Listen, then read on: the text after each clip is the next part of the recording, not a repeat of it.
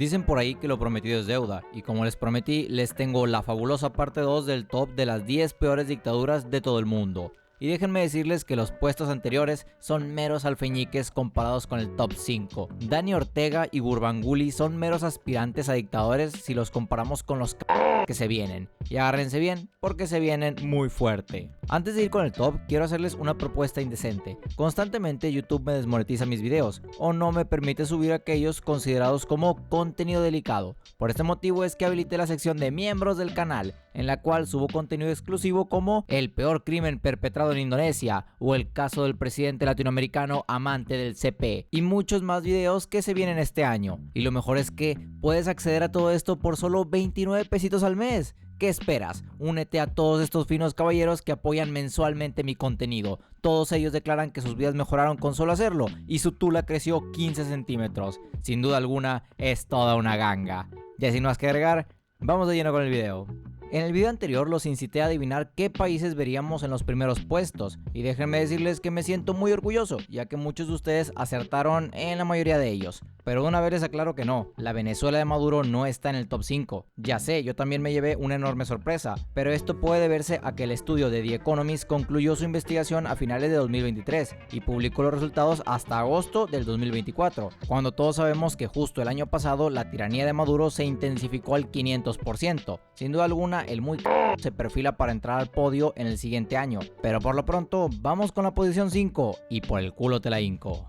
Arrancamos fuerte, muy fuerte. En la posición 5 tenemos a un muy viejo conocido del canal y un verdadero referente en cuanto a dictadura se trata, la Corea del Norte de Kim Jong-un. De este país y de su dictador ya tengo un video entero de como 15 minutos, donde abordo su sistema de gobierno, la historia de cómo se convirtió en el país más cerrado del mundo, pero, por sobre todo, las artimañas que el régimen ha utilizado para oprimir al pueblo. Aunque aún así, debo admitir que me quedé corto en ese video, el pozo de cagada es mucho más profundo de lo que piensan. Retomando la info de mi video, Corea del Norte es una nación que se encuentra profundamente desconectada del resto del mundo. Su arquitectura y tecnología dan la imagen de una sociedad estancada en el siglo pasado, pero esto no se debe a que el país sea demasiado pobre como para renovar su infraestructura o adquirir nuevas tecnologías. O sea, sí, la nación está bien jodida, pero no es solo por eso. El régimen de Kim Jong-un prohíbe el uso de celulares y los canales de televisión solo transmiten propaganda del régimen, lo anterior con la finalidad de mantener al pueblo bajo su control y básicamente hacerles un lavado cerebral para que piensen que el régimen es todopoderoso.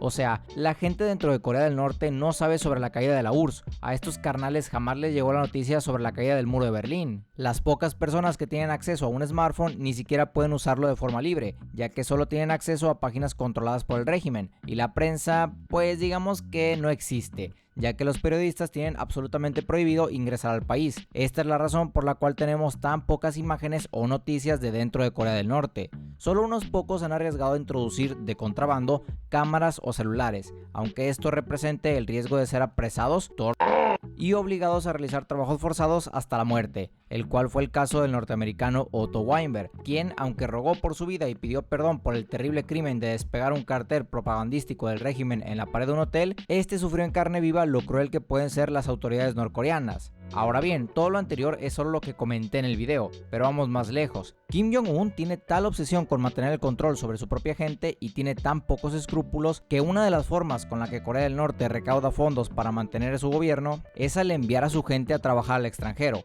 Estos evidentemente no tienen control sobre su propio dinero y deben entregarlo íntegro al gobierno. Tal vez se pregunten, pero ¿por qué no aprovechan para escapar del control si ya están fuera del país? Pues es bastante sencillo, el régimen solo permite trabajar fuera de sus fronteras a la gente que tiene familia dentro de Corea del Norte. De este modo se la van a pensar dos veces si quieren traicionar al gobierno. Como cereza del pastel y para ya pasar al siguiente puesto, el régimen de Corea del Norte puede enorgullecerse de tener a más de 120,000 prisioneros políticos, tener a más de la mitad de la población sin acceso a electricidad ni agua potable y vivir en condiciones tan precarias que han tenido que recurrir a maquinaria de vapor en pleno siglo XXI.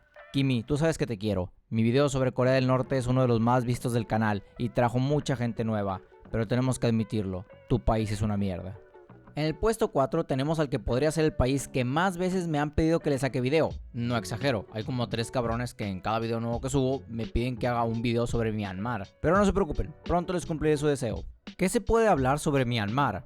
Pues absolutamente nada bueno. Históricamente es una nación profundamente marcada por la inestabilidad política, la represión social y el abuso militar sobre el resto de poderes. En la teoría es una república que cuenta con su propio presidente electo democráticamente, pero quienes realmente toman las decisiones importantes son los representantes militares del Tatmadaw. Estos cabrones encarcelaron a la primer presidenta electa democráticamente, Aung San Suu, bajo la excusa de que ésta había amañado las elecciones para ser reelecta al cargo. Ni que fuera Maduro, no mames. Lo anterior ocasionó una ola de protestas y manifestaciones, y al igual que con Nicaragua, estas terminaron con una lluvia de pero muchísimo peor. El activista Maung Saung Ka dio las siguientes declaraciones para los medios internacionales: sabemos que siempre podemos ser disparados y con fuego real, pero no tiene ningún sentido permanecer vivos bajo la junta militar, así que escogemos este peligroso camino para escapar. Dios, tío, qué fuerte. Imagínate el nivel de desesperación que debe sentir esta gente como para salir a protestar a unas sabiendas que el ejército les disparará primero antes de razonar. Pero ojo acá, que no solamente el régimen ha sido brutal contra los protestantes, sino que se ha encargado de cazar y ejecutar a las minorías étnicas en el territorio. Los Rohingya son una minoría musulmana dentro del territorio birmano, los cuales han sido cazados por el régimen en campañas de desplazamiento masivo, el cual ya es tildado de una limpieza étnica. A día de hoy se estima que cerca de 800,000 personas de etnia Rohingya han tenido que escapar a países vecinos, pero no sin antes reportar los constantes abusos físicos, y agresiones sexuales, principalmente dirigidas a mujeres y niños. La enorme cantidad de civiles desplazados solo acrecentó los daños causados por el ciclón Mocha, que golpeó el oeste de Myanmar en mayo. Según informes, murieron al menos un centenar de rohingyas. Evidentemente, una parte muy importante de los afectados quedaron en condiciones de calle, y la respuesta del régimen realmente les hará encabronarse, porque lejos de buscar ayudarlos, estos bloquearon toda la entrada de ayuda humanitaria para los damnificados. Puta madre, esto ya no es gracioso, es triste. Me gustaría profundizar más en la situación actual de Myanmar, ya que es toda una madriguera de conejo repleta de mierda, pero eso lo dejaremos para su video dedicado. Por lo pronto, vamos con el puesto 3. Honestamente, nunca pensé que volveríamos a hablar de Afganistán, pero siempre que se habla de regímenes crueles y opresivos, el reluce como un gran exponente. En el video que saqué a mediados del año pasado, me di a la tarea de explicar cómo el grupo conocido como recuperó el poder del país, luego del abandono de las tierras por parte del ejército de los Estados Unidos. Hoy, a casi 5 años del levantamiento del régimen, Afganistán se ha posicionado como un verdadero referente a la hora de atropellar los derechos humanos, realizar detenciones arbitrarias y reducir a la mitad de su población a poco más que un objeto de posesión. Pero bueno, vamos por partes. ¿Recuerdan que en mi video sobre este país comenté que era uno de los peores países para ser mujer? Pues en el último medio año la cosa no mejoró para nada. El gobierno talibán prohibió a las mujeres trabajar en prácticamente cualquier cosa, salvo por el sector salud y educación. Oficios como salones de belleza recibieron la orden de cerrar por completo, lo que afectó a unos 60,000 negocios de propiedad de mujeres, según informes de la ONU. Por si lo anterior fuera poco, se les prohibió aparecer en público solas o viajar más de 72 kilómetros sin un acompañante varón. ¿Ven a lo que me refiero cuando les digo que en este tipo de países las mujeres son más como un objeto de propiedad que como un ser humano? Estas ni siquiera tienen el derecho de estudiar, además de prohibirles matricularse en cursos más allá de la enseñanza primaria. En junio se prohibió a las ONG internacionales impartir educación comunitaria. Según informes, en los meses de junio y julio del 2024, más de 4,500 mujeres fueron despedidas de sus puestos de trabajo en el ámbito de la educación. Pero entonces, ¿solo las mujeres la pasan mal en Afganistán?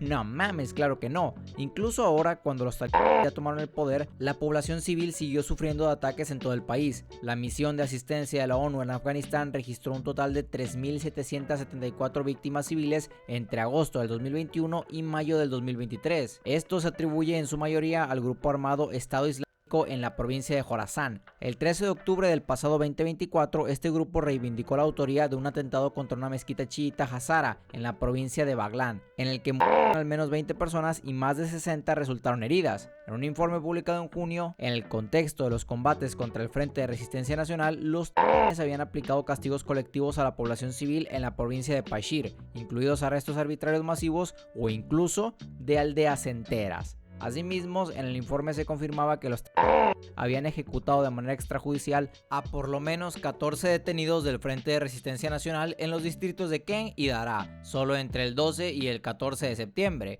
y que en estos dos distritos, así como el de Roca, se habían llevado a cabo muchas más ejecuciones extrajudiciales. Se calculaba que durante ese periodo se le había arrebatado la vida a mínimo 50 personas, aunque posiblemente fueran muchísimas más. Por si lo anterior fuera poco, la UNAMA documentó que entre noviembre del 2022 y abril del 2023, 274 hombres, 58 mujeres y 2 niños habían sido flagelados en público, y en mayo del 2023 ya había otras 103 personas condenadas a castigos similares. Sí, las lapidaciones públicas no se detuvieron en lo más mínimo. Evidentemente, la mayoría de países civilizados han tomado una postura firme contra el régimen, tanto así que prácticamente todo Occidente ha impuesto sanciones económicas en su contra.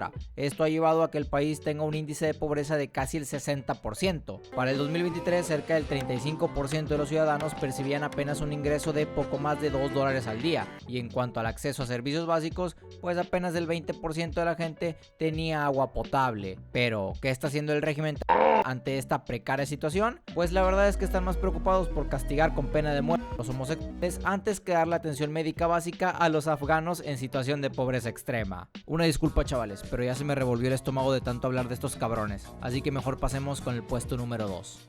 ¿Qué se puede decir de Somalia que no haya dicho en el video que saqué a principios de diciembre?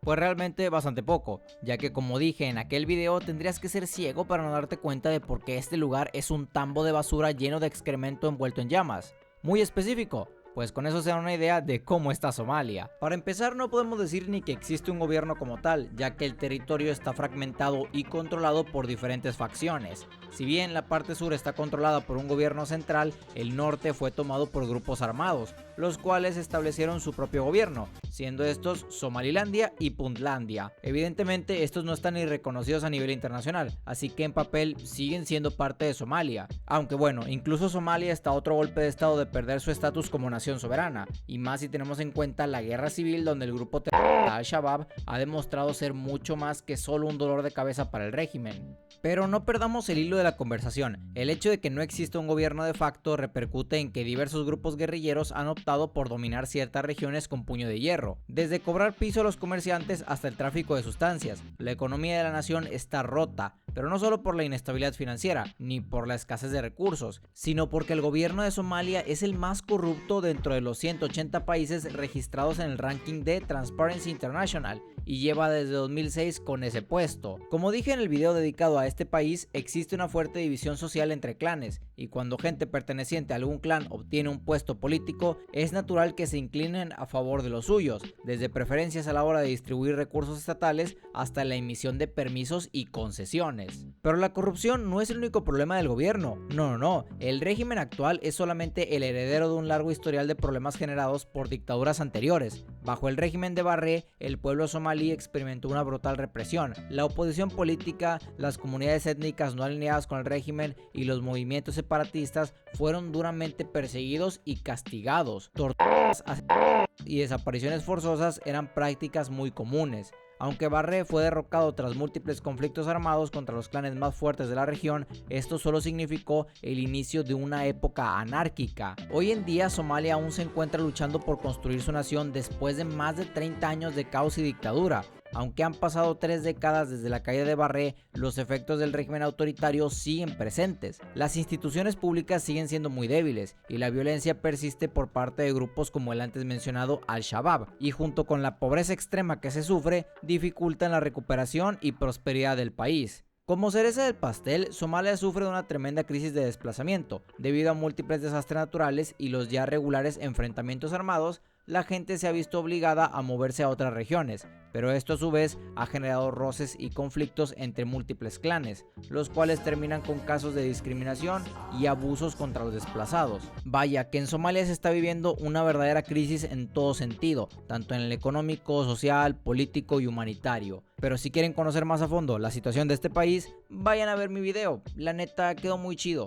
Por lo pronto, vamos con el tan esperado puesto número 1. Luego de ver a países donde la represión social con fuerza excesiva es la norma, donde el gobierno activamente priva de la libertad a los ciudadanos y sus tiranos han perdido cualquier rastro de vergüenza, ¿qué clase de sitio podría llevarse el título de la peor dictadura del mundo? Uno se imagina algo así como una maldita distopía, donde las calles arden en llamas y hay tiroteos en cada esquina, como en las ciudades del Doom Eternal o en Sinaloa. Pero no, en esta ocasión estamos hablando del país más joven del mundo y también el que se speedruneó la carrera para ser un estado fallido. Sudán del Sur ha sido marcado por una historia compleja y turbulenta desde su independencia en 2011, aunque en honor a la verdad, desde mucho antes de ser reconocido como nación independiente, estos pasaron por múltiples catástrofes y abusos. Originalmente fue parte de la República de Sudán, pero debido a las diferencias étnicas, religiosas y políticas, estos buscaron su independencia desde mediados de los años 1900.